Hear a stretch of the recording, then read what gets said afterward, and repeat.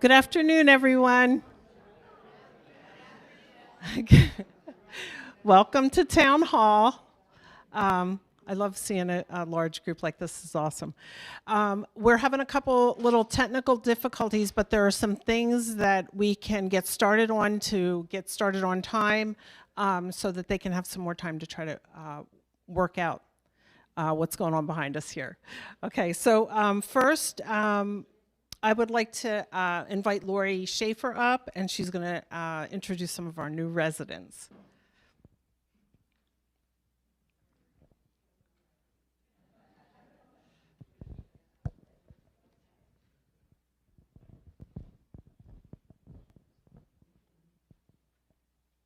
Okay, good afternoon, everyone.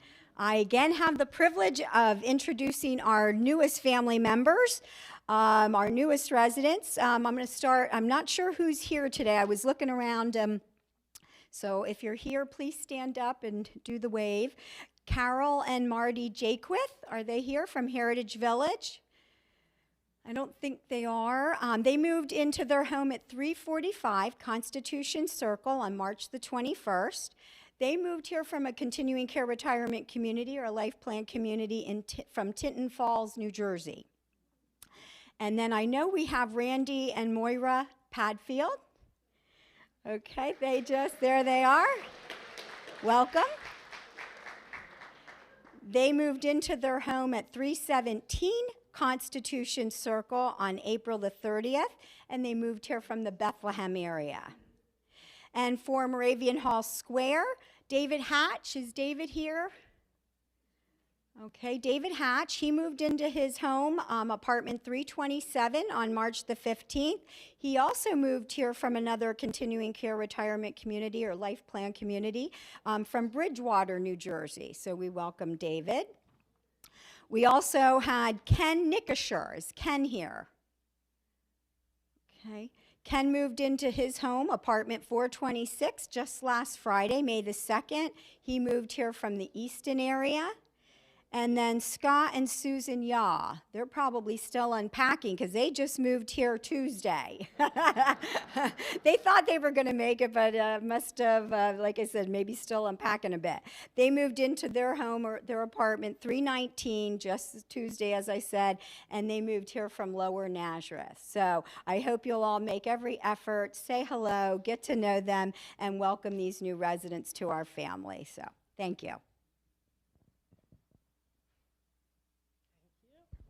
And next up, we're going to have our environmental services update. Mike Daly and Matt Matejczak will be a team on that. Go first.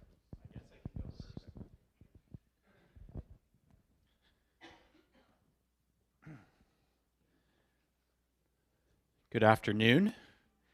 So I just wanted to provide an update on our Bethany House project. And Bethany House is our personal care level of care. It's right above the skilled nursing facility here on the Moravian Hall Square campus. And we've been working for the past about 6-7 months on placing showers into some of those accommodations. So we had a meeting this morning with the architects and the builders, which is RLPS is the architectural firm, and CMG is the construction company that we're utilizing. And we had a page turn, which is basically going through the plans page by page to make sure that everything that we wanted included into the project and in the scope is in the project. And as of today, everything seemed like it was, so they will be submitting the plans to the Department of Health within the next few weeks, and we should have approval by the middle of June. In the meantime, we are going to submit the plans out for pricing to get the best price on anything from fixtures, equipment, flooring, all those types of things. So we will hopefully have an estimated actual price of what this project will cost us by the end of, I guess, May, early June. So we plan on beginning construction at the end of September, early October. Look at that. So as I stated earlier, we had a page turn actually this morning. They're distributing the final documents to us, which is RLPS is giving them to us, and then CMG, and then they will distribute documents for pricing, which is CMG, with other contractors and vendors to get the best pricing. We're looking for pricing to be back on May 23rd. Then the week of the 27th, they're going to review what the pricing came back with members of our team here. And then from July to September, once we give them approval, they'll start procuring all of the items that are needed, such as doors, shafts that we have to have, fans, motors, things to that nature, carpet. So we're anticipating then from there that we would begin in the beginning of October. And the way that this is going to work is we want to do the first 2 phases, which is phase 1 and 2. Each phase will consist of 4 rooms only in Bethany House at a time, and they will start beginning on the Whitfield side and start placing showers in 4 rooms at a time. With that being said, below it's going to be affected, which is healthcare. And the reason that's going to be affected is because we're putting in new plumbing for those showers. But the rooms in healthcare that are below will not be out of service or out of commission for 4 weeks. It might take a day or 2 per room, and we will coordinate that so that way we don't lose any census in those areas. We'll just relocate people and hold a bed and do our best so that way we keep our census where we need it to be. So after November 2024, for Thanksgiving, we are going to resume back in January. So we're going to do the first 2 phases up until November, take a month off, talk about what we did, see if there's anything that we can do quicker, better, more efficient, and we'll resume in January. Then from January to May, June, we should be finished with the project. And to go back to another slide, our project is putting showers in half of the rooms in Bethany, and the other half we're just doing some adjustments to the rooms, finishes, fixtures, and such. So half the rooms will have showers, but we're also making sure that the other half, if we ever wanted to put showers into those rooms, we can accommodate it and have the plumbing already.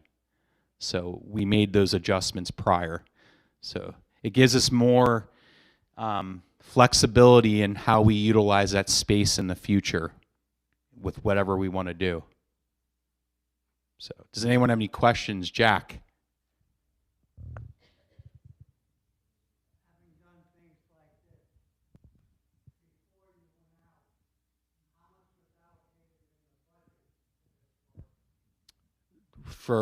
Say that again, how much was allocated? So we budgeted approximately $3 million. Correct. We're expecting it to come below that. We are trying to value engineer it so that way that the project is more cost efficient for us. So we're looking at all of those types of things, fixtures, flooring, equipment, and trying to get the best price. And we have eliminated some of the scope to stay below that as well.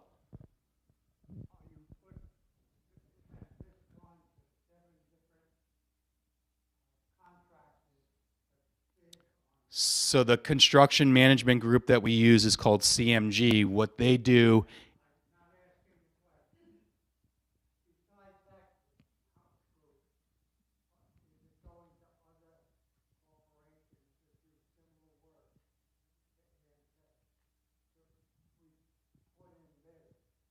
so yeah, we use a construction management group that helps manage the construction part. What they do is they'll send out all of the elements of the work, HVAC, electrical, equipment, and all that to different vendors and contractors. So they sub out the work and they get the best bid for us, and then they move forward with that bid. So, all right, I'm going to pass it off to Mike. There we go. You have a thing. Did you get all that? Okay, so I'm going to offer an update on currently Phase 5 and where we're at Heritage Village. We're down to the last 6 cottages getting finished in Phase 5. Most of the work is finished up on the getting finished on the inside. The exterior is all complete, and landscaping started this week around those last couple of cottages. And what's going to end up happening is within the next 10 days, that landscape goes in, and then we'll start getting ourselves into the sod installation and finish up some of the pathways that were disrupted during the construction between phases 5 and 3. And, as I have listed, which I think I just went through too quickly, that should end between May this month and the middle of June. So all the sod and landscape will be completed, which means then we want to get all the extra equipment and contractors out of that area and moved up into Phase 6 to continue moving into Phase 6. And once all the heavy machinery and everything is out of Phase 5, that's when we'll come in and put the final coat of paving on Constitution Circle, which, yes, everybody is excited to see. The bottom bullet here, between 3 and 5, phases 3 and 5, we had to pull out a section of the pathway. It's been under construction since the corner cottage went in, and that is just due to the ground scope and how it needs to basically level back out to the new sidewalk that was put in. So you'll have a nice seamless transitional walking path getting put back in where it was taken out.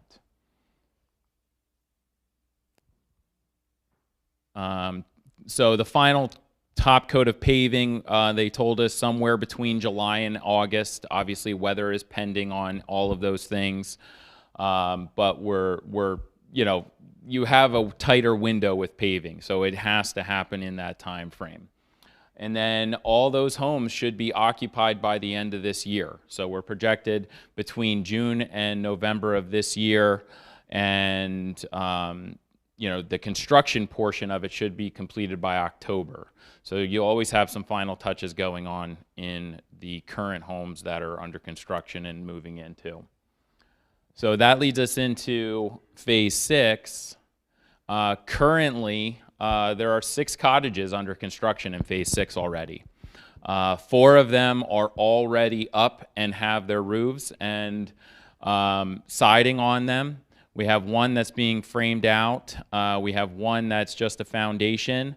And then we have 3 that are already receiving the interior mechanics, the carpentry, the fixtures, and all those, because we are going to see some individuals moving into Phase 6. So timelines are all moving along. All of the underground sewer, water, all the electrical utilities for the Phase 6 is already in. The base layer of pavement is going around Freedom Circle. So we're moving right along to, our goal is to have everything wrapped up by the end of 2025 and hope that anything that leaks into 2026 is really just final touches. But we're really pushing to get everything completed by the end of next year. So are there any questions with Phase 5 and 6? Go ahead. So the question is, how many units will be at Heritage Village when all said and done? Excuse me. We'll have 126 individual units. There'll be 114 cottages, and then there are 12 townstone units. So 126 in total. The other thing that I just wanted to make mention is with where we're at in Phase 5, the Constitution Circle Green has been completed. It is up and running. The fire pit is working, so anybody who's around can utilize it. It's very easy to use. We have chairs sitting around the fire pit. It's a light switch that's connected on the side that turns it on and off, so it couldn't be easier to utilize. So we're looking to host different things up there. We have yard games in the shed that's on the green. Right now there's cornhole boards in there, ladder ball, and croquet. And so as we continue forward and see what interests are out there, we can add more things into that shed for residents and families to use when they are up there. Just like all the other greens, they all have something different, you know, something to draw you to it. Not any green is the same. So the question was, how do you get into the shed? On the shed, and I will send out an email communication with a little bit more information and detail, but it's a very complicated code to get into it. It's on the door handle. So it's 1, 2, 3, 4. Yeah. And that'll get us in. So we didn't make it too difficult. So that was the whole goal. User-friendly, easy access so that you can enjoy it. It's not meant to be segregated to us to use only for internal Morningstar Living events. It's there for everyone to be able to take part and engage and have fun, so, and community. So, okay, thanks. I'll be back. I have, one more.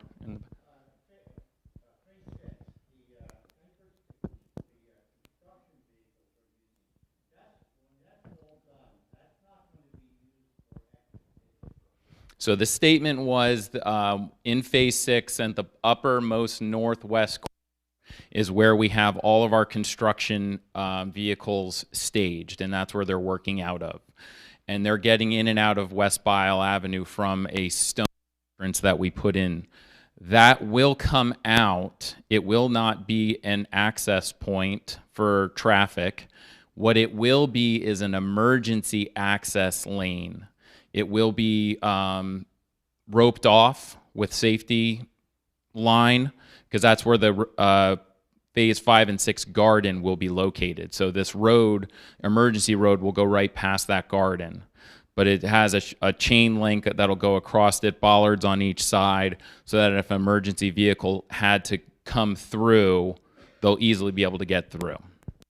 But no, there is no outlet up there. It is a circle that will route you right back down Unity Drive to take you all the way back out to West Bile Avenue, or you could turn onto Heritage Drive to go back out to West Bile, or you continue down and you can make your way over to the gate that we have on Independence Way and Porter Street.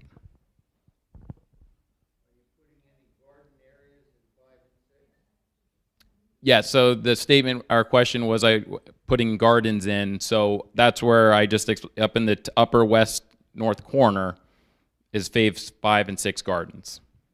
There'll be 14 garden plots up there, just as there is in Phases 1 and 2 and 3 and 4. Okay, thank you.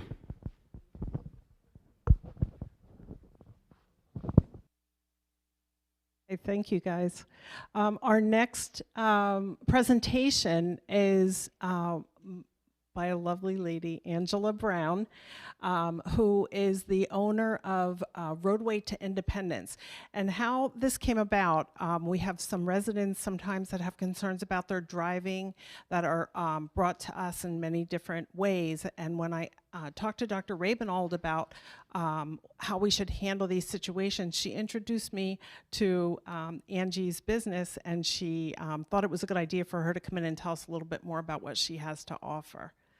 So welcome, Angie.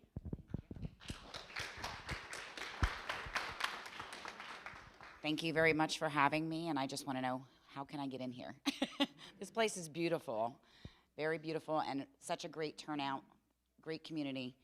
So as she said, my name is Angie Brown. I am an occupational therapy practitioner, and I am a certified driving rehabilitation specialist, a certified driving instructor, and an assistive technology practitioner. So I have a lot of initials behind my name. So I have been an occupational therapist for 33 years. I worked at a well-renowned rehabilitation hospital. Oh, sorry. I usually talk really loud, so I don't need a mic. I worked at a rehab hospital for 33 years. The last 26 years of my career have been spent in driver rehabilitation. I enjoyed what I did so much that I decided to go out on my own and start my own private practice. So the lovely part of my job, I wish I had my computer because I could share this, is that I get to go to people's homes and I do the evaluations in the comfort of their home. And I'm going to talk to you about that. So today I had the pleasure of working with a young woman. She's 55 years old. She suffered a stroke 10 years ago, has no use of her left arm. Today I got her in the car and she drove for the first time in 10 years. Her cat was sitting on the table as she was doing the perceptual testing. And I'm like, can I please take a picture of your cat? And I send it to my family, my new assistant for today. So I love what I do because I get to help individuals return to independence. So I want to talk to you a little bit about Pennsylvania. So the state of Pennsylvania is a mandatory reporting state.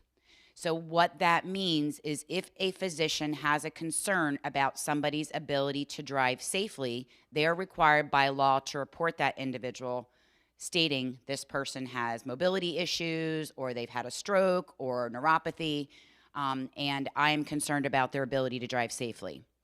I also want you to know that anybody age 45 or older could be subject to a random test, and some of you may know what I'm talking about.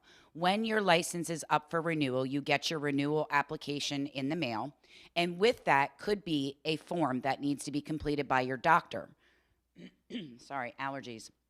There's a section on there that needs to be completed by an eye doctor, and there's a section that needs to be completed by your physician. And on that form, it's asking the physician, does this individual have any medical conditions that could be a concern? Okay, so sometimes somebody age 45 could go to their doctor with one of these. And now it says 45 or older, but I don't know that I've ever come across a 45-year-old that's received one. It's generally somebody who's in their senior ages. But Pennsylvania doesn't want to discriminate, so they say 45 and older. So physicians may say, you're good. You're 45 years old, you're healthy, no problems. But when you're 80 years old and you're using a walker, you're having some visual problems, some hearing problems, the physician may say, gee, I don't really know if I feel comfortable filling out this form.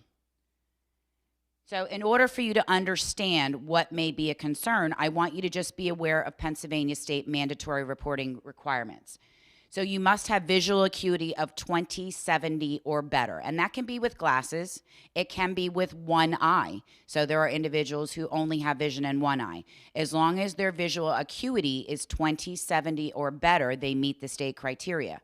So if your visual acuity is 2100 and your eye doctor says you have cataracts, and if we do cataract surgery, we can improve that so that you can continue driving, I suggest you do the surgery, because if not, there's nothing I can do about it. You have to have 20/70 or better. You also need to have 120 degrees horizontal peripheral fields. So what that means, pardon me, is here to here. So if you've had a condition such as a stroke that has affected your visual field, that it's no longer that 120 degrees, you are automatically disqualified from the ability to drive. Again, nothing I can do. I can teach compensatory strategies, but Pennsylvania says if you don't check yes on these two boxes, you're disqualified, okay? Seizures, you must be seizure-free for a period of 6 months. So if you suffer from seizures, that must be reported and you lose the license for 6 months. If you are episode-free, the physician can fill out another form stating that you're good to go, or the physician could say, yes, you're seizure-free, but I want you to have an evaluation just to make sure. A stroke, if somebody suffers a stroke, they must be episode-free for a period of 6 months. Now, there are specific disqualifying conditions, and I apologize, I didn't realize the coloring on this was going to be so horrible. But disqualifying conditions for a stroke is going to be paralysis. So if you have a stroke and you have, have paralysis, if you have a visual field loss, if you have a loss of consciousness, those conditions automatically say, okay, you had this condition, now you have to wait 6 months before you can proceed with any driving. Unstable diabetes. So if somebody is unable to maintain their sugars where they should be, that is another thing that's a concern for driving. Again, the 6 month, they like the 6 month thing. If you've had periods of losing consciousness, you pass out for don't know why, you don't want to be behind the wheel of a car. So they have to get that under control and make sure that your condition is stable before you can be allowed behind the wheel again. A loss of a joint or extremity. So that could be due to a paralysis because of a stroke. It could also be due to an amputation. So if you have a rotator cuff tear in both shoulders, are you able to manipulate the steering wheel safely? If you have an amputation or paralysis of one of your upper extremities, that means you cannot have two hands on the wheel, which means legally you cannot drive without adaptive equipment. There's also some mental requirements. We don't want people behind the wheel that are having hallucinations, suicidal thoughts. So there's specific criteria as far as depression. I'm so sorry, that color, I have to change the coloring on that. Okay, so what happens if your doctor does report you to the Department of Transportation, or if you receive one of those random test letters and the doctor says, I'm not comfortable filling this form out? So Pennsylvania may require you to take the vision test. They may also require you to take the knowledge test. My personal experience is if somebody has a cognitive impairment, so some dementia, mild cognitive impairment, they are requiring people to take the knowledge test. They may recall your driving privileges. They may say, we received medical information that we have concerns about your driving, therefore we are revoking your license effective May 20th. They don't give you much time when they send a recall letter. Or they may suspend the license temporarily until you meet the requirement. So in other words, if you had a stroke, your doctor reports you had a stroke and your stroke was on May 1st of 2024, you cannot even think about driving again until 6 months after May 1st, 2024. So some warning signs physicians may have, and some things that you may think about yourself, your loved ones, someone who's having balance issues, if there's vision issues, hearing loss, limitations of range of motion, so movement.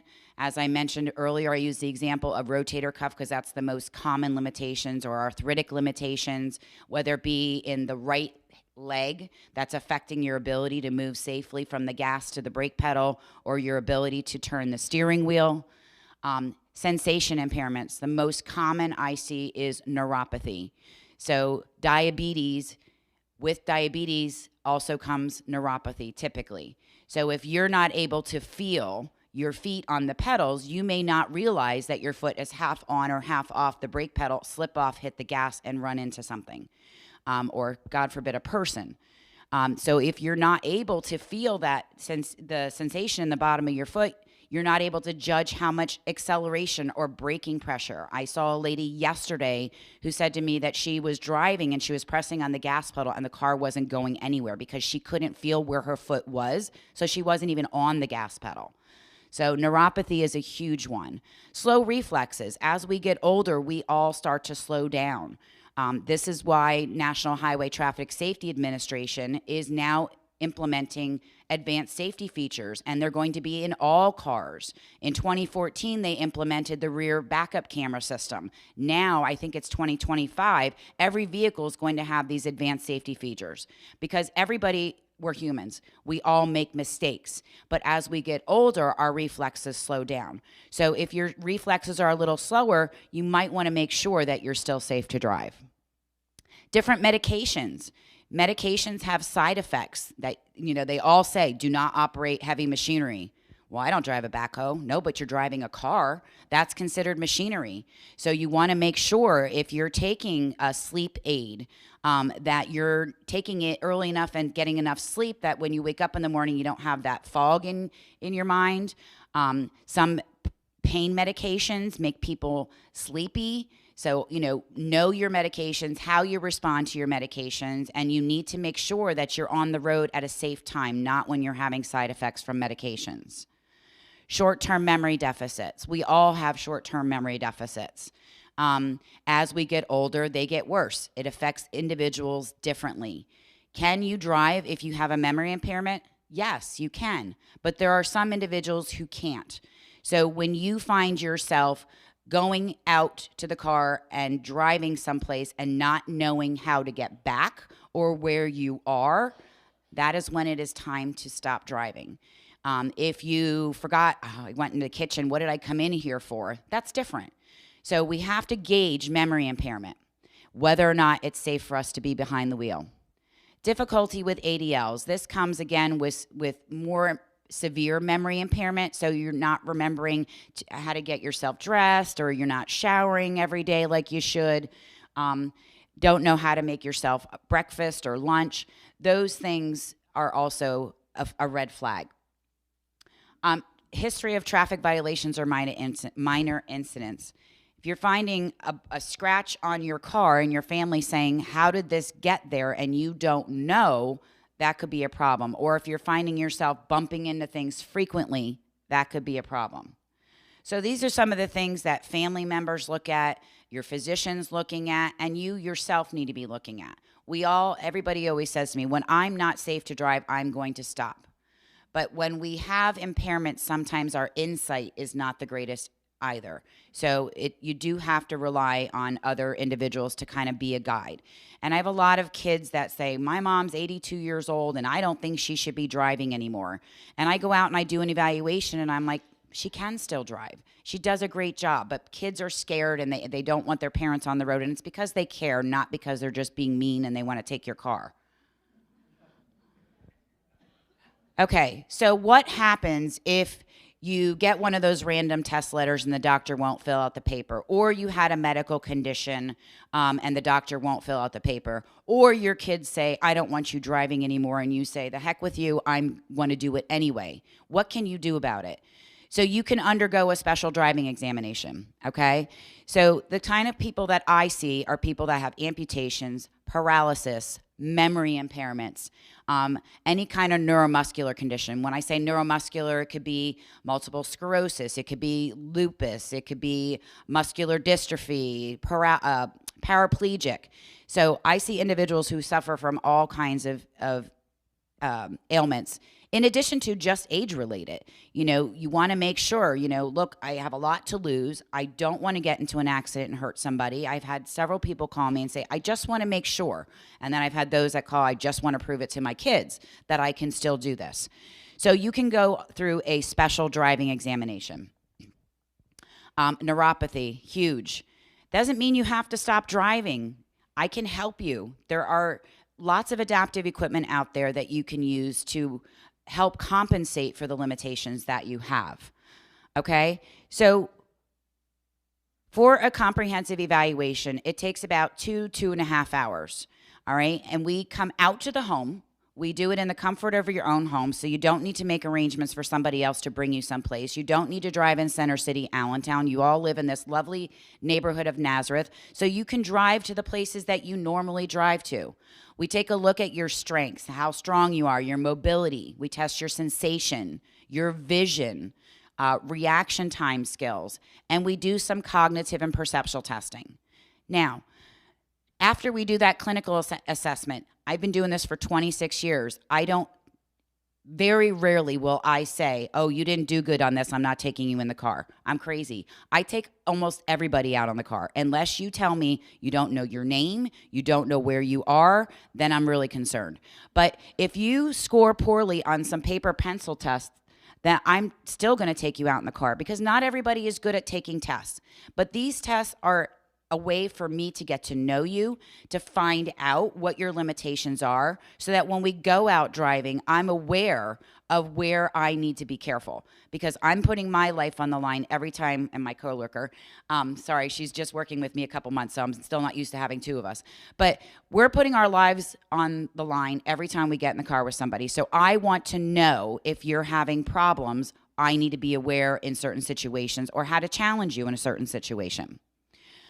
We also go out in the car. We do about 45 minutes to an hour of driving. So if you say, I go to church, I go to the grocery store, I go to the hairdresser, and I play bridge, that's where you're going to drive, that's where we're going to drive. If you don't drive on the highway, I'm not going to make you get on the highway. Most people will self-limit. I haven't driven on the highway in 10 years. Well, then I'm not making you get on the highway.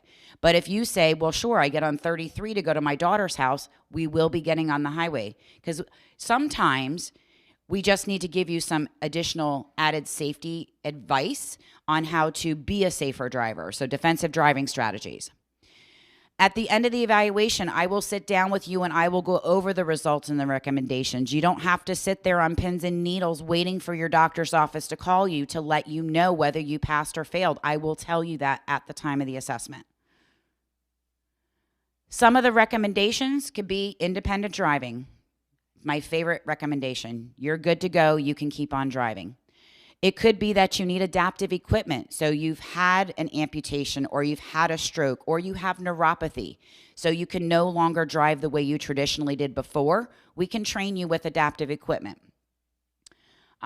We can also make a recommendation for driving remediation. You did okay, but you kind of stopped too far past the stop sign several times. You didn't use your turn signal. You pulled out in front of a car. So let's do a lesson to see if we can make this better. Or let's go over some defensive driving strategies to make you a better driver. Or sometimes I do have to be the person to tell you that I don't think you should drive any longer. It's not my favorite. I've cried with many people. But unfortunately, sometimes we have to turn over the keys. So referrals, usually they come from individuals themselves. They call me and they say, I'm having some trouble with my feet. I can't feel the gas pedal anymore. I need some help. So they'll call me about that. Physicians will refer. Family members will refer. I also work with Office of Vocational Rehabilitation. I think everybody here is fortunately retired, so you don't have to worry about that.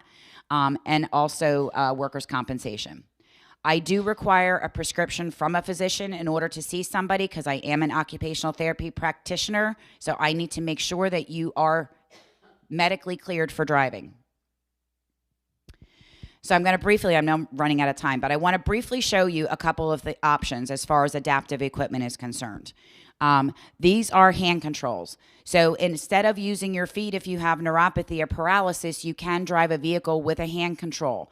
So it is mounted on the steering column, and it's one motion for brake, one motion for gas, okay? In the state of Pennsylvania, in order to drive with adaptive equipment, you cannot buy it on Amazon. Do not buy it on Amazon. The equipment they sell on Amazon is garbage. It is one sloppy lever. It doesn't mount. It falls on your lap. I've had several people buy it, and then they call me and go, I bought these hand controls on Amazon. I'm like, don't say anymore.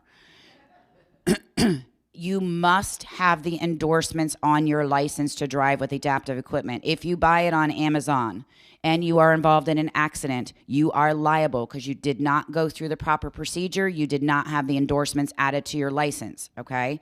So you must go through special training. You must be tested by PennDOT. They will add endorsements to your license, a 3 and a 4. 3 is for adaptive automatic transmission because you can't drive stick shift anymore with hand controls. And a 4 is for the adaptive equipment, okay? So this is hand controls. I'm going to zip through a couple things real quick. Hand controls, this is for somebody who doesn't have any use of their feet or doesn't have sensation in their feet, and they are no longer able to continue driving with their feet. This is another style of hand control, kind of looks like a gear shifter. Some of my guys like this because it makes them feel like they're still shifting. This is a steering device. Pennsylvania says you must have 2 hands on the wheel. If you can't have 2 hands on the wheel, there's a steering device that you can get. You guys know this as the suicide knob. Somebody told me it was called a necking knob. But you can't have one of these on your car unless you have the endorsement. So if you only have use of one hand, you can use a steering device after you've gone through the proper procedures, and you can still steer the vehicle and drive.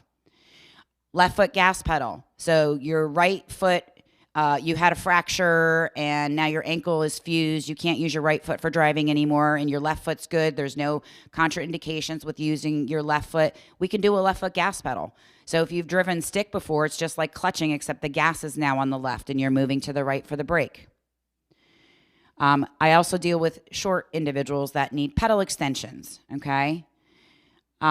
We also work with getting people in and out of vehicles. There are devices available if you're just a passenger in a vehicle. There's seats that kind of swivel out, lift you up, kind of like your recliner chair that lifts you up. There's seats that do that for a vehicle as well. So we can make recommendations for things like that.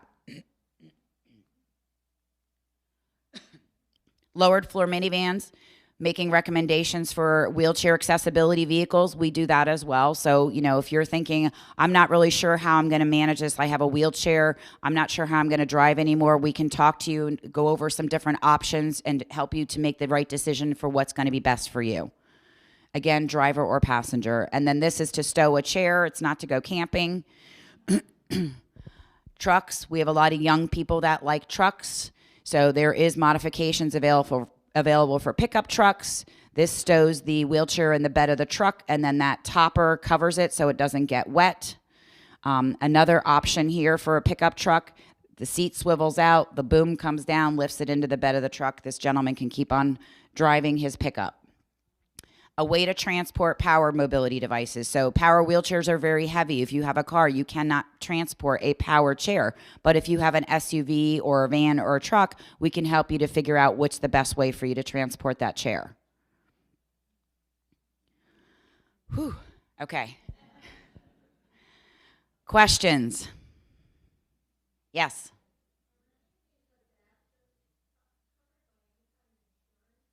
Nothing is covered by insurance. Driving is considered a privilege.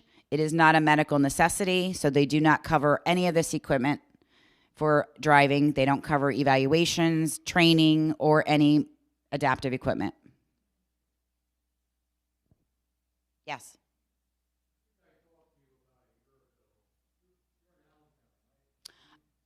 North of Allentown.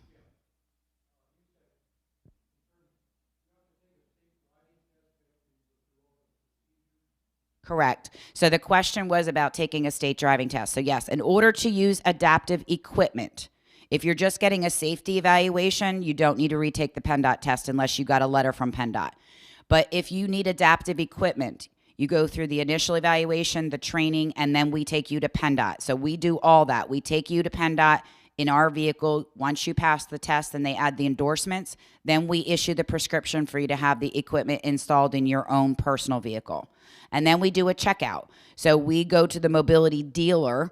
We either have you drive there in our vehicle or we meet you there and we inspect all the equipment to make sure it is what we prescribed, everything's good, and then we have you drive your car with us there to make sure everything is good. Sometimes adjustments have to be made.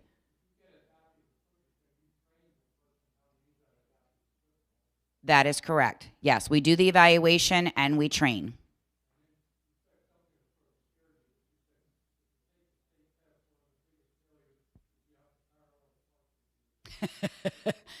We will make sure you can parallel park before we take you to PennDOT. Sometimes we spend 6 hours on somebody just parallel parking. Believe me, over and over. But most people don't parallel park anymore. They pull into a parking space, they pull into a driveway, they don't know how to park parallel. They never knew how to parallel park. And I have taught many people how to parallel park who could never parallel park. So we make sure we go over everything. We take you on the test route, tell you exactly what the examiner is looking for. So we show you where all the controls are. We make sure you're well prepared. We don't just say, okay, go take your test, because that makes us look bad too. But we want to make sure you have a successful experience. I'm not a numbers person, but I would say we probably have an 80% pass rate.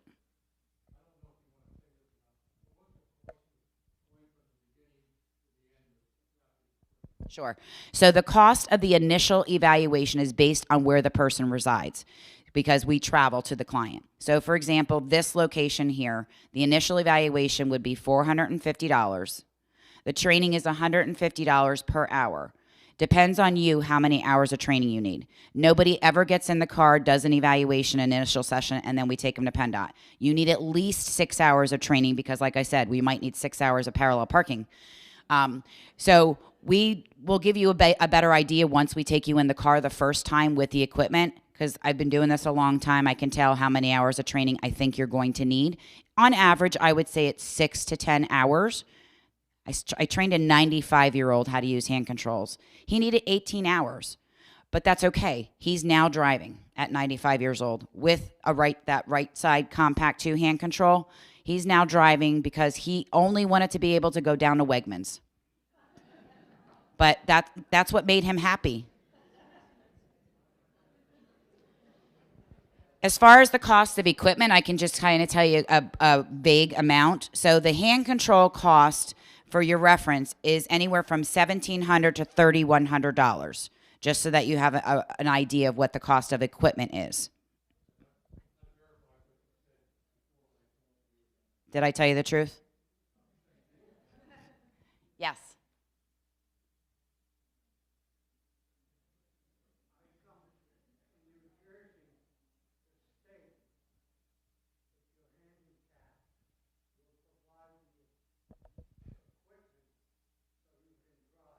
That is not true. New Jersey does not provide equipment either, but New Jersey is a voluntary state. So in the state of New Jersey, you are not required, the physician is not required to report, but I do see clients in New Jersey.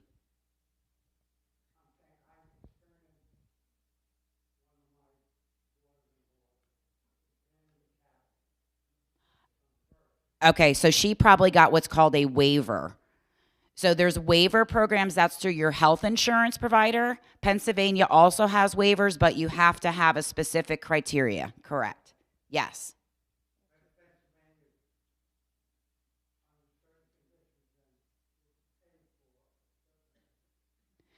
Only for individuals who are born with a disability. Yeah. I have brochures and business cards up here. I'm going to leave them here with Michelle, but if anybody has any other questions, oh, it's gone. But my cards are up here. Feel free to give me a call. I know I've spoken to a couple people from Moravian Hall Square. They have contacted me. One of them, I told her I was going to be here May 9th. I don't know if she's here or not, but feel free to reach out to me via email, phone call, text message, anytime you have any questions, and I'd be happy to help you out. Thank you.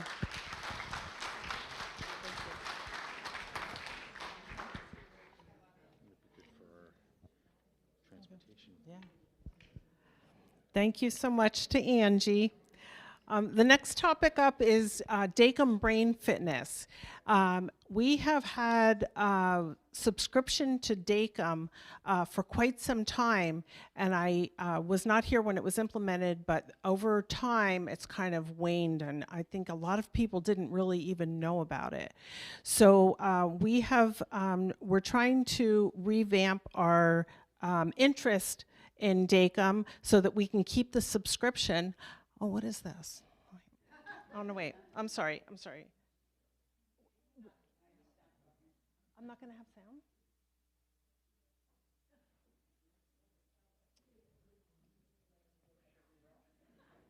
Okay. While we're looking at that, I could always maybe send out the link to that video. It's on the app. I'll tell you a little bit about it. So brain fitness can be fun, right? There's little 20-minute like fun puzzles and things like that that the program provides to us to increase memory. If I, Danielle, if I buzz past this, can I get to my slides? Okay, there we go. Yes? I'm sorry. This is just back to the beginning, that we have a subscription and we're able to give you that subscription complimentary. So we want people to learn a little bit more about it. It's a program that can be put onto your personal computers, your laptops, your iPads, and we are going to help you with that. If anybody's interested, we asked for people to come to sign up. There's 2 ways to sign up. One is on paper outside of the wellness office. Come and fill out a sheet. All it asks for really is your name, your date of birth, your email address, and it asks what type of device you would like to have it loaded onto. And then it asks what level you would like to start at, 1 to 5. 1 is the most challenging, and you feel sharp as a tack. And number 5 is the least challenging. And Joan Haynes has been helping out with this and has the most experience with it. And she always suggests that you start at the lower level because you can just keep increasing through. So start low, get used to navigating it, and see where you end up. It's a progressive type learning. The other thing is, for anybody that doesn't have a device, there's going to be a computer in our business lab over in Comenius that has it loaded on, and it's a touch screen. Once you start it, it takes you through it. There's nothing else you need to do but follow prompts and follow the program. On May 15th at 11 o'clock in the morning, we're going to have an event in the hub, and we're going to ask people to bring their devices if they can. If it's a laptop, obviously, or an iPad, bring it to the hub and we can help you to get the program loaded on your device. If you do not have a laptop or an iPad and you have a personal computer in your apartment, call down to the wellness office and one of us can come up to your apartment and make sure that you get started on it and that you're comfortable with it. It's May 15th at 11 o'clock in the hub.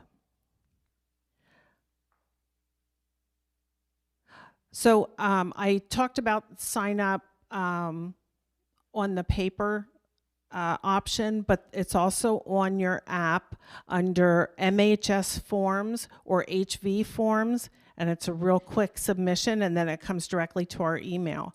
So far, as of this morning, I think we have 23 people signed up. So we feel like we're a little bit ahead of the game. Hopefully this will spark some more interest. If you have any questions, just let us know. I was hoping that we could see the video, but if we can't hear it, it's not going to do us any good. I might be able to send the link out to people at HV onto their email. Okay. It is not, it's not a good idea to put it on your cell phone because it's not compatible. Plus, you want to have a bigger screen than that to be able to enjoy it. Okay.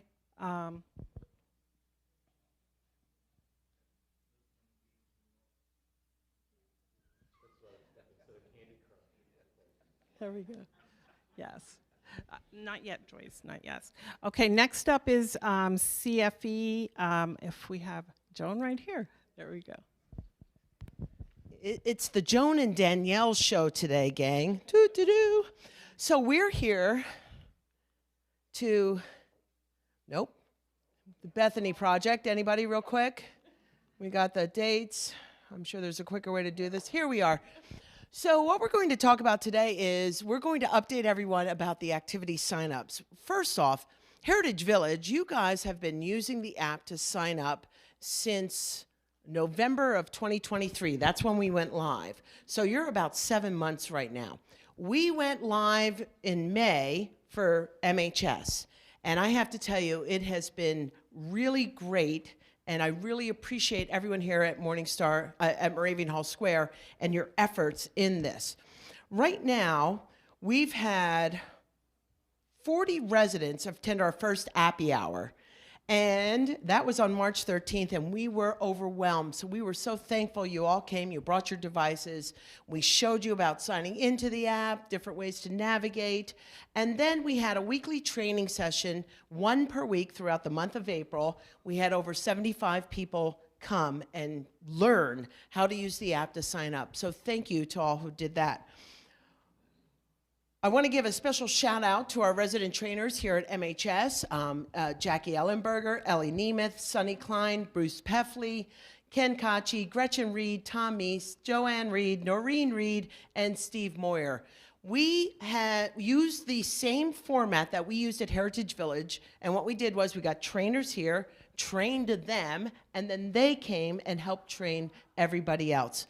You have been instrumental in helping us get this off the ground here. We've already had people signing up here through the app, and we're really, really excited about how the majority of you have been embracing this. So thank you, and thank you for coming aboard with us. We also have staff who can help anybody here who is struggling to sign up. And it doesn't matter if you're here or Heritage Village. You can call myself or Doreen in the wellness office. Michelle and her gang are always willing to help. Danielle. And of course, Francine, boom, in culinary services, because she also uses the app quite a bit for dining. Okay, so just wanted to tell you, May 15th is going to be very popular here because at 10 o'clock, we're having another training. What we've decided to do, Danielle and I have been talking, is having a training and an appy hour, one of each, per month throughout the summer, so that we can help everyone who's maybe struggling, who's maybe not sure, and that they need a little refresher to keep going. You can keep coming and keep learning how to use it. I also want to point out that the appy hour will have drinks and food, so the training does not, because it's early. Maybe Michelle will bring donuts. We can only hope.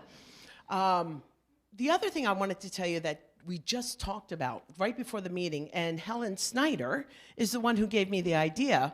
We have our computer lab here in this building up on the first floor.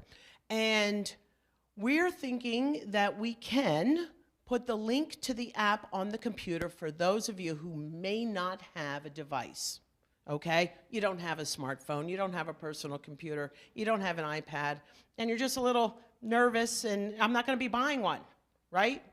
So that's okay, we have them. We'll put the link on there and we can train you and show you how to get on, and it's very similar. In fact, we had somebody bring their laptop to training and use their computer. So it's very similar on the computer as it is on the iPad. Right. Don't let it discourage you from coming to a training class if you don't have a device, because Correct. we will always have a spare one. We project it up onto the screen so you can still follow along, and we have lots of helpful handouts and everything.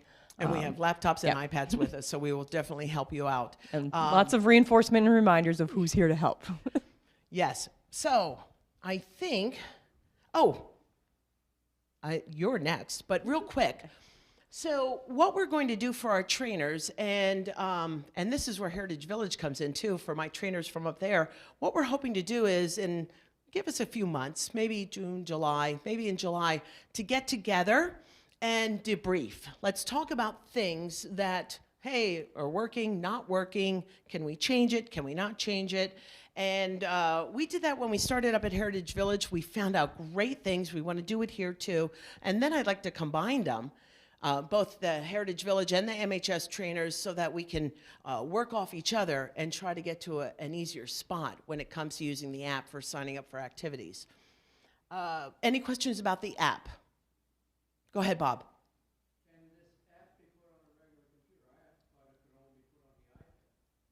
Yes, it can. It's accessible from any web browser, and we can make sure we, share. I know we have that on some instructional sheets that give you the website address, but I can make sure I share that with you, and we can put it out for everybody. Bob's question was, can it be put on any computer? Yep. And yes. Dan. Okay. Thank you. Fabulous. Thank you. Easy. Okay.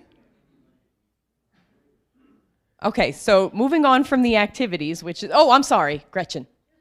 Sorry.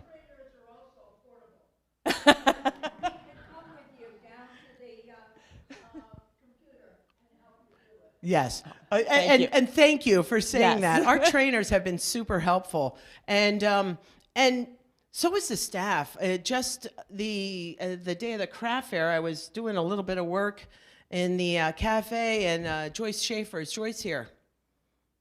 Hi, Joyce.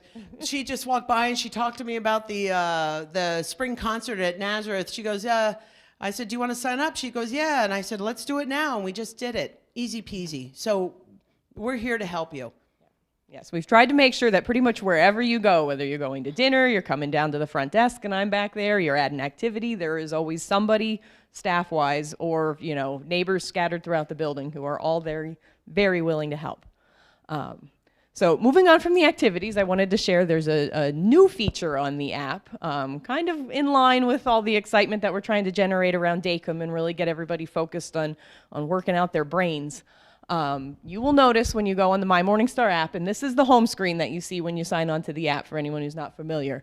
Each one of those tiles takes you to a different area, whether it's activity signups or a phone directory, a section for spiritual life where you can check up on the latest news there.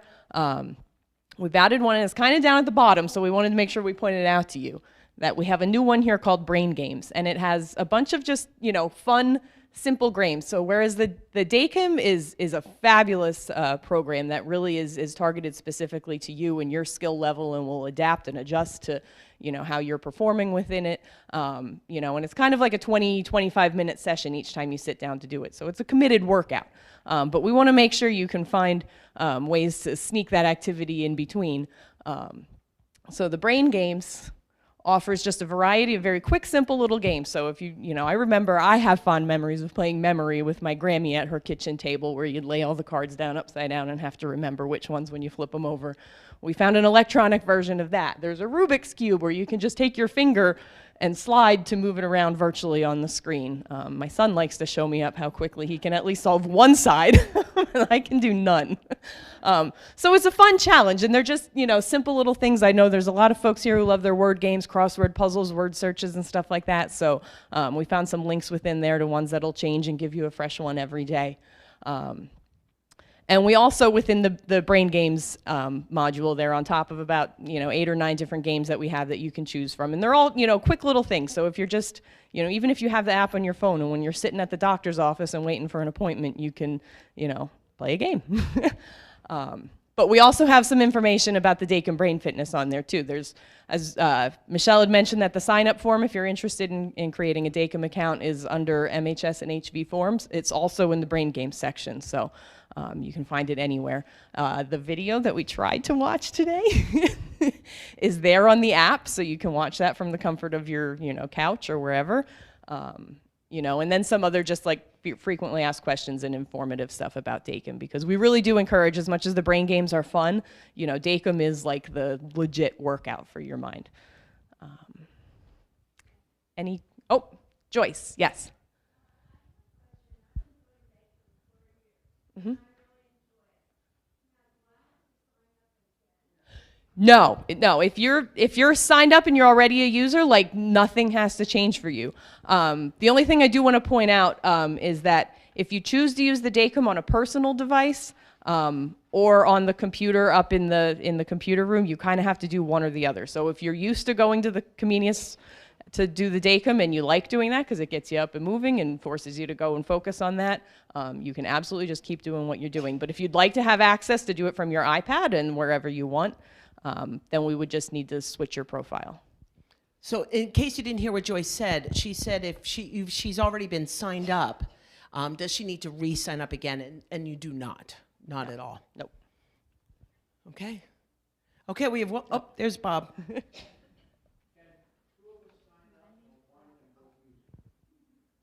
What's that? For the DACM? So Bob's question was, does him and Joanne both have to sign up, or can they just sign up as one and both use it?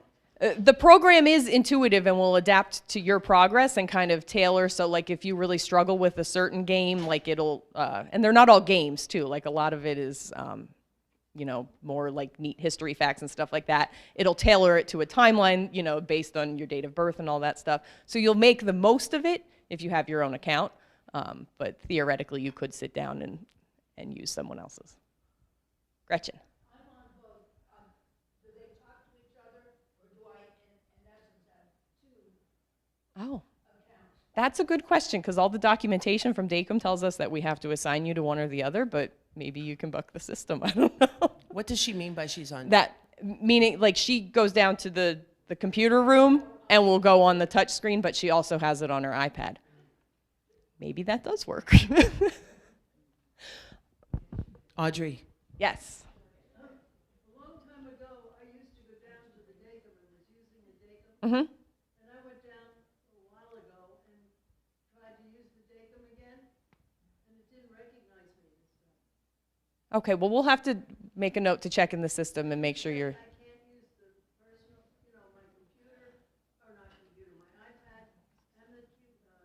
Well, Gretchen says she can, so that's something that we'll have to, circle back and verify. What we read in the documentation from DACM is that it says we have to assign you to one or the other. Okay, But- so before you go, we have a drawing for the last month for the Moravian Mile. And Doreen told me she's calculating the 3 top mile walkers, but we're still waiting on a few more cards to come in. So we're going to do that next week, and then they'll give out those gift baskets for them. And we're going to pick the winner. Probably, Danielle, you pick the winner. It looks like we competed against Moravian Manor, and I know if I ask Doreen, she'll say, yes, we won. And then if you would ask me, I would say, you're probably right. And we don't have their numbers yet, so we're going to let that know. We'll put that out in the hall circular. How many are you picking? So the prize, everyone got a prize per month, and it's for a $25 gift card. Is this how we do it? Okay. Oh, so the winner is Carol Hall. Does she have to be present to win? Yeah. Okay, on the YouTube. Carol, you won. All right, there you go. Drop this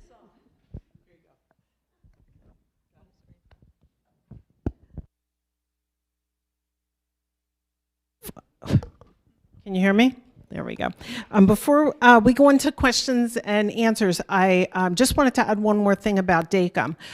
We will get a report that tells us who is using it and how often they're using it. We will not see your progress or how well you're doing. That's all private. So we just wanted to make that clear.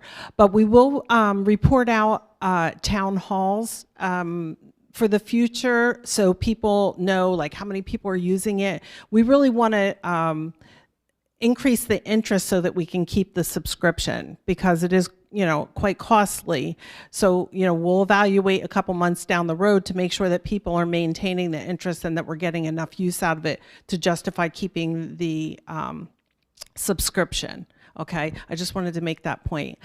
So now we're going on. This is the first time we had some questions submitted before town hall so that we could address them in a forum like this.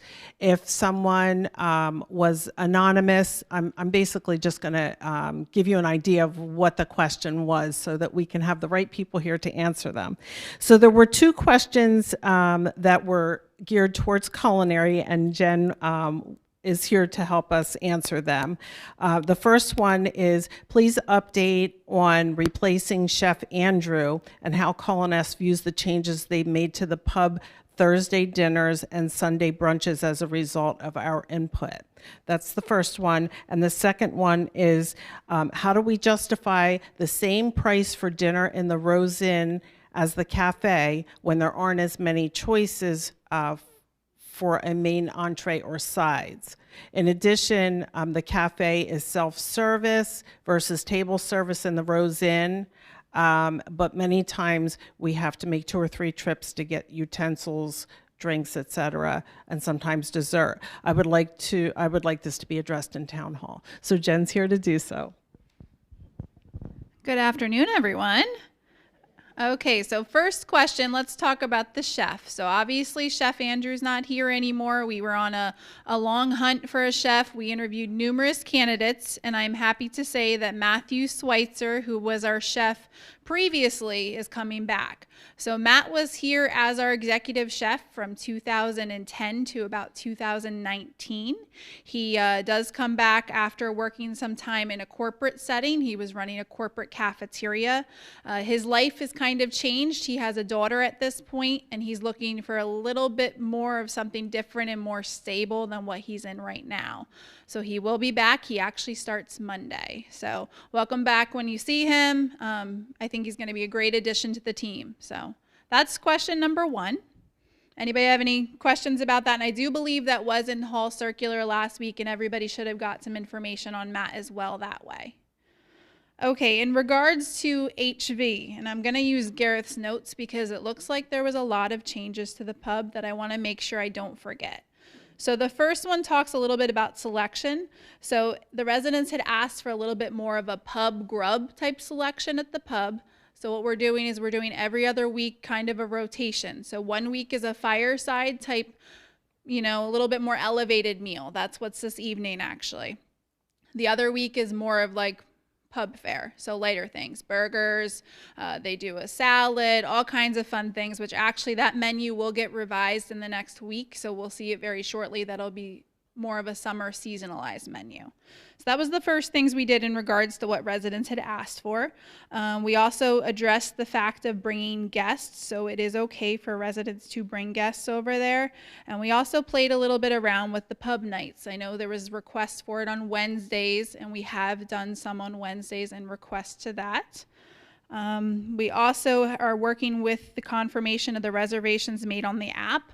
I will say with that, if you do make a reservation through the app and you do not get confirmation in your email, please check your spam or reach out to Francine, because sometimes they do end up in that spam box. So just, you know, if you have questions about that, Francine's always a great resource. She gets all those reservations. The other thing we talked about was the brunch. We have changed brunch because at the beginning there was some concerns about the food temperature. We have changed that program that everything's kind of in that room now. We're not taking entrees from the kitchen, walking all the way through to the barn. So in the barn now you do have that omelet station as well as the carving station and all the stations around the outside to kind of supplement. So there is no concern with the temperature of the food at this point that has been brought to our attention. Any other questions about the pub or HV? Yeah, Gretchen, go ahead. Credit cards? We do accept credit cards. Francine is the credit card guru here. That was Gretchen's question. Do we accept credit cards? We do. Francine is very good at that. Visual touch is definitely her thing. Anybody have any other questions about the pub before I address the cafe question? Perfect. So in regards to the cafe, the pricing in the Rose Inn and the cafe is not dictated by the amount of choice. It's dictated by the offering. So both of them, you can have the same thing. You can get soup, salad, fruit, your entree, your starches, your vegetables, your desserts, and your beverages. So that $14 for both areas encompasses all those items. It's not by the amount of choice. Does anybody need further clarification on that or any questions? It's about what you're getting, not about how many options there might be. And really in the cafe you have a little bit more option because you could think about we can get the cheesesteaks and the pizzas and all that fun stuff in there too. Yes, Joyce? Yes, as Joyce said, we also get dessert. We give you dessert in every area. Dessert's something we definitely don't hold back on here. Yes, go ahead.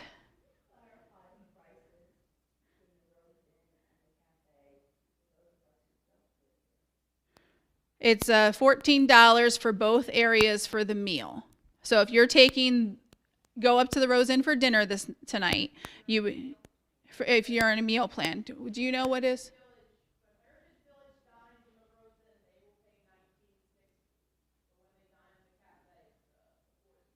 Did everybody hear what Francine said? If the Heritage Village residents dine upstairs in the Rose Inn, it's $19.60, and if you dine in the cafe, it is a la carte, so it is different.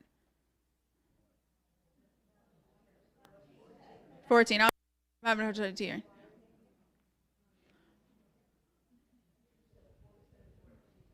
Francine, you want to come up and give prices? You're good? All right. Any other questions? Audrey, what do you got?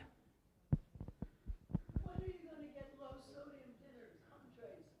So originally they were going to have one low sodium. Go ahead. There are times when I have no choices on the menu, like tonight. I have Okay. no choices. Okay, that's something. I have no idea what's always available because we've gotten no notice, no nothing. Okay, Audrey, we'll sidebar that afterwards, okay? So we're not in front of everyone for that. I know. I know. So that was the whole purpose of questions being submitted ahead of time. We kind of got off track today. I really want to get back to, we're in such a habit as speakers to say, are there any questions anytime we're done with our topic? So would really like to hone in on that next time and do a little better with keeping to submitting the questions ahead of time and then they're addressed at the end. I don't like going this far over our time that we expected to be here today. So 2 more questions, maybe, and a couple comments. 2 of the questions were regarding the same concern, and I want to take responsibility for how this went down and improve it for the future. It's regarding the residential service guide. And instead of everybody getting a new copy every year, what we decided to do was to update the app. It's going to be on the app. And for people that aren't comfortable with that, there are copies that are going to be kept in the library, one at the front desk and one in the wellness office for anybody that would even like to take it to their apartment and take time with it. So the question that was presented in 2 different ways were, how do we know what changes were made? So I just want, Mary and I were responsible for getting everybody's updates for every portion, and in fairness to everybody, there was a suggestion that next year we highlight all the changes in red, and that's easy for me to do. I would always like to keep it updated in real time, so anytime throughout the year we update a section or a line or a telephone number, whatever it is, I will make it in red for anybody that's interested in being able to quickly see what the changes are. I did go through and make a list, 42 items that were changed this year. For anybody that wants to take the time to go through, I said what the change was, what page it's on, and from moving forward, I will highlight in red when I make a change. I just wanted to say that most of the changes were updates in members to committees. It was Dave Swartley's welcome letter rather than Sue's. The resident council had updates. So it was mostly, housekeeping type things like that. If there's ever anything that we change that is of any significance, that's not going to be the way you're going to find out about it. You're going to have received communication and know as things are happening if it's anything of any significance. Simple things like we changed last year activities, now we call it community funded engagement. So throughout the guide, we updated that. So it was more or less like clerical changes. So anybody that wants to take a look at this, I'll have them here to pick up at the end, and if we run out of them, just ask me. I can email it to you or pick it up in the wellness office. Okay. There was another a question that came through that was addressing a concern about when an employee resigns. And, notice time and, chances to say goodbye. And, we're just making a general statement as administration, as a group, that in fairness to our employees, we do not share personal information about any employee who works at Morningstar Living or who leaves our organization for any reason, nor do we share details about when or why they departed.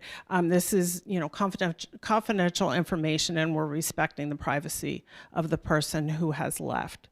And then there was one more question that I think Joan probably has addressed, but it was just in regards to people who just do not want to sign up on an app, and what is their last option. Okay. Do you mind if I read it? Sure. Because, who decided everyone had to sign up with the computer? I'm old and I don't want to learn. So I think the problem with me is, I forget that you're old, and I assume you want to learn. But in all seriousness, listen, I get it. If you don't want to, I'm not going. We're not going to strong arm anybody, and I'm not going to disclude anybody. Call me, call Doreen, call anybody. Stop us in the hallway. Stop any staff member, because we'll help you. We'll help you get to go where you want to go, get you signed up. But we're moving forward, and we're utilizing the technology that we have, and we're really trying to make it as user-friendly for everybody in this room and those who are on YouTube and those who didn't make it. So I can appreciate that, and don't hesitate to stop me at any time, because I don't want you to miss out on anything that's going on in our department or with dining or anywhere. So I appreciate that, and I think if we can help each other, especially those who are struggling, you know, that's why we can sign up guests, and we got those trainers started. Maybe that'll help. So thank you. Okay, I have an announcement to bring to the group from Molly. She came in the middle of things. So tomorrow is our annual Morningstar Living Golf Tournament at Green Pond, and they are calling for all-day rain. We have golfed in the rain before 2 years ago, and I can tell you it was a miserable experience. So the pro at Green Pond actually contacted us and wanted to cancel it altogether. Molly was able to negotiate a new day, so we are moving the golf tournament from tomorrow till Friday, the May 31st. Same time and place, but it will no longer be tomorrow. So if you show up at Green Pond, maybe they'll let you run on the course, but you won't be playing in a tournament. So please mark your calendars. There will be an announcement that's out to just indicate that it moved to the 31st. Actually, they already went out through the app and for anybody who had already signed up. Okay? All right. Okay, it's time for happy hour. I thank everybody for coming. Sorry about running over. We'll try to do better with that next time. Okay.